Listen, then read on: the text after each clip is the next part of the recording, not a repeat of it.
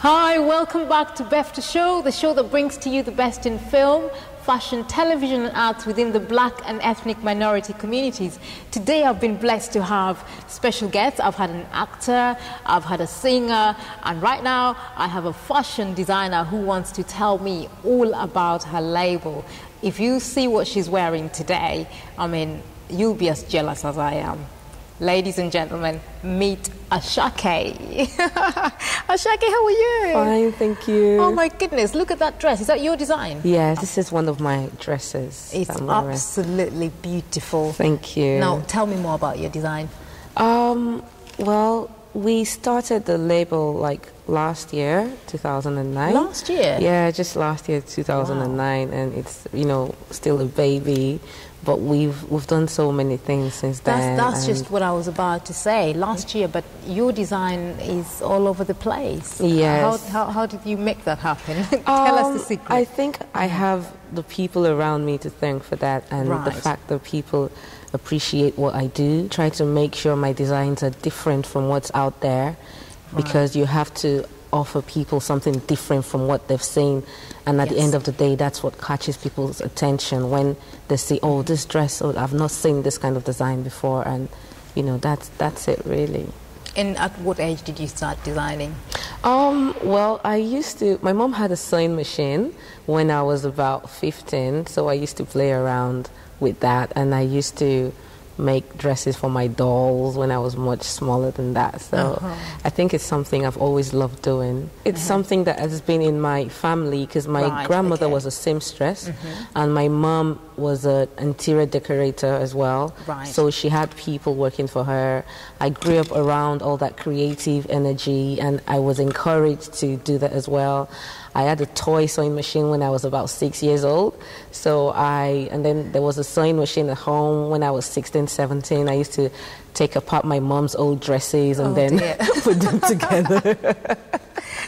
So yes, that was how it started really. So what kind of design category do you fall under?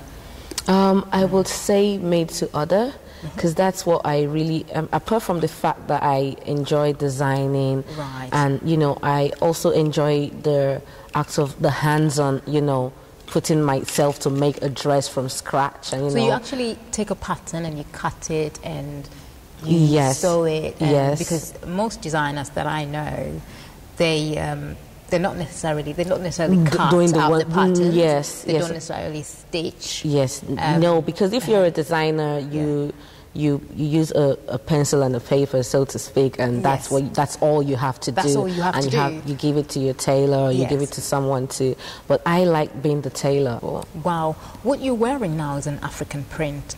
Is that what you specialize in? Just African print? Not really, because I would say I enjoy, it's one of the things I enjoy using, because it inspires me, and a lot of the prints reflect my personality. They're bold, they're colorful. I like to wear a dress and just go somewhere and stand out, you know. So that's why I tend to use a lot of African fabrics, because they just have that, you know, that touch that I like in my dresses. What sort of people buy your dresses?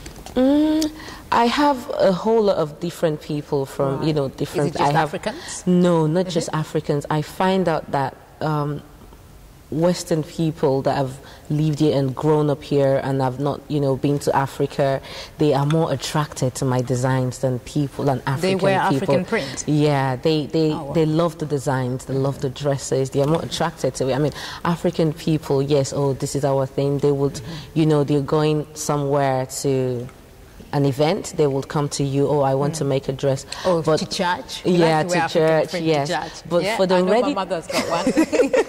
But for the ready to wear, because it works for, you know, it works for everyone. Anyone can come and see, oh, I like this dress, I would like to buy it, so...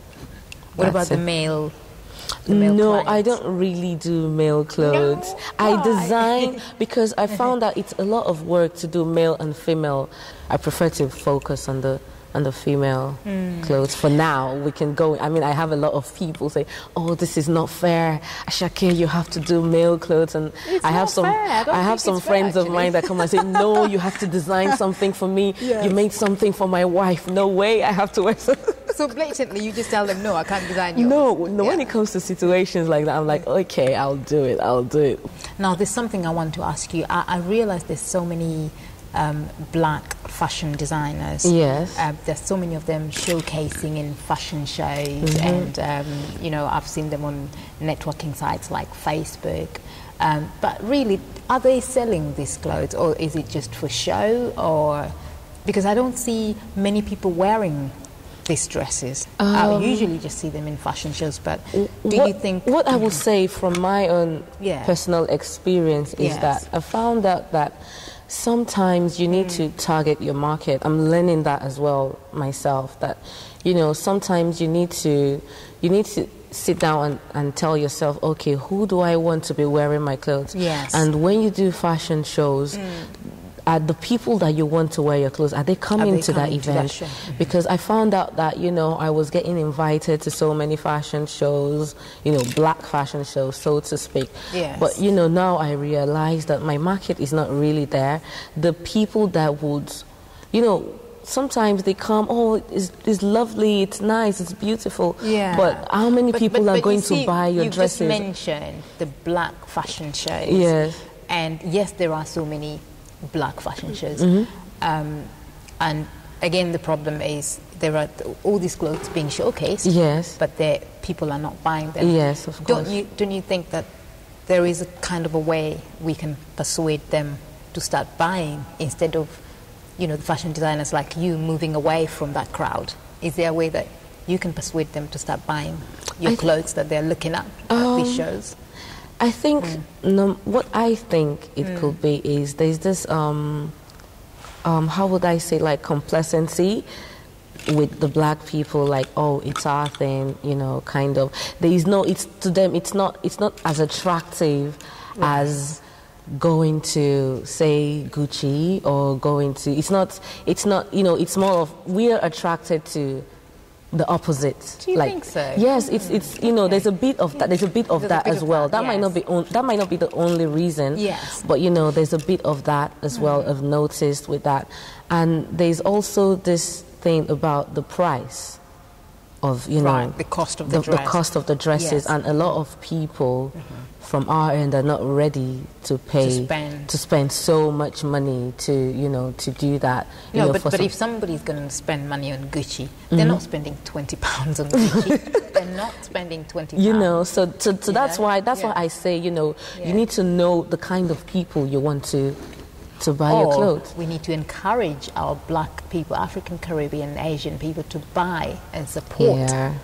And at the same time, like you don't have, you know, that's it, we don't have enough avenues. You have a lot of people doing fashion shows. You call designers together, they do a fashion show. But you know, that's where it ends at the end of the day. Yes. You know, at the end of the day, you're doing something you love, but it's a business. You have to make money because you get frustrated at the end of the day if you're not making money out of something you enjoy doing. Because, you know, you spend so much money making these clothes, putting these things together, and you want people to buy your dresses, and we don't have enough avenues for that, for, you know, people, you know, for people to come and buy. When you do these fashion shows, you don't have stalls where the designers can display their outfits, you know, and, you know, and then there's no follow-up.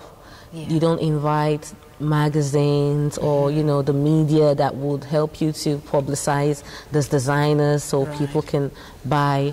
You know, there's so many factors that you know, that are against, you know, against designers, the African designers. So that's, you know, those are the things I feel, you know, people should look at. What about you personally? What's your label? Where is it now? Where is it at? Right now, I launched a ready-to-wear. I did not formally launch it. Yes. I just, you know, I started a ready-to-wear line. Yes. And which is called?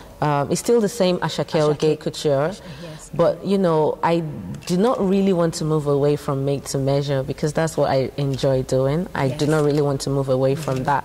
But because I feel for a certain part of the market I want to target, they would like to see my dresses and just, take it and buy it, So where I'm at right now is I'm thinking of how to market my products, how to get the publicity.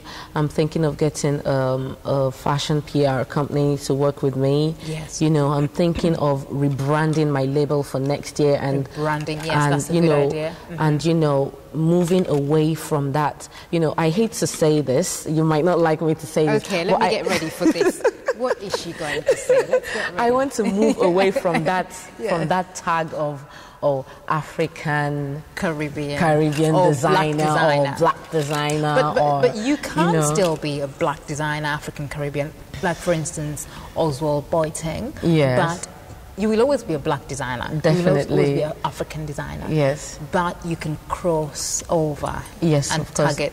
That's exactly what I'm trying to say. Okay. Now, crossing over and rebranding, and just coming out afresh, so to speak. That's the plan for next year, really. I'm thinking of doing my own fashion show next year. Yes. And then with your own brand. And then with my own brand, relaunching the brand, and then calling, the kind of people that I feel would like to wear my dresses and not necessarily and would buy the dresses and not necessarily targeting the black market and saying, black people. I mean, they would come as well to, obviously they have to come and, but just they would probably come because there's a sense of pride. Yes, of course. That a black designer is actually behind this beautiful label. Yes. They will come and support you in that aspect. Yes.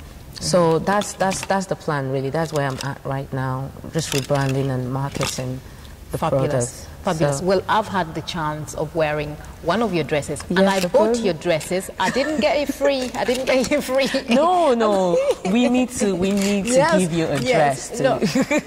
We definitely need to talk on that. If you want to give me a dress, I'll take it. But you know what? I want to support you as well. Now, listen, you've been nominated for a Beffta for your design, of course. I it's something I'm really excited about. Excited. How did you feel? I'm excited, to be nominated, and it was just one of my friends that called me and said, "Oh, she heard about this Beffta award and she thinks, why don't you should be nominated for that?" And I said, "Yeah, I should be nominated."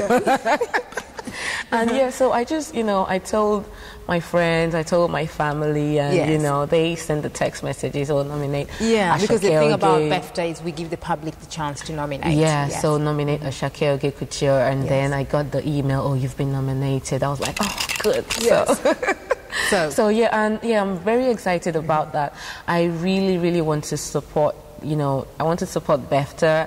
I like what you're doing. I like your spirit. I really admire you, and I feel, No, honestly. So, I feel, I would really like to support you whatever way I can. And can I just say that Beffta is not mine. It's for people like you, the hardworking people that are not being appreciated. I see what you're doing, and I feel this is something that needs to be supported. We need to come together and, work together, and that's it. Fabulous. On that note, I think the viewers at home are ready to support you. So if you can plug in your voting numbers, if you can remember them, I'm sure you've been hassling everyone. Hello, people. Asakeoge Couture was nominated for the Best Female Fashion Designer for Beffta 2010.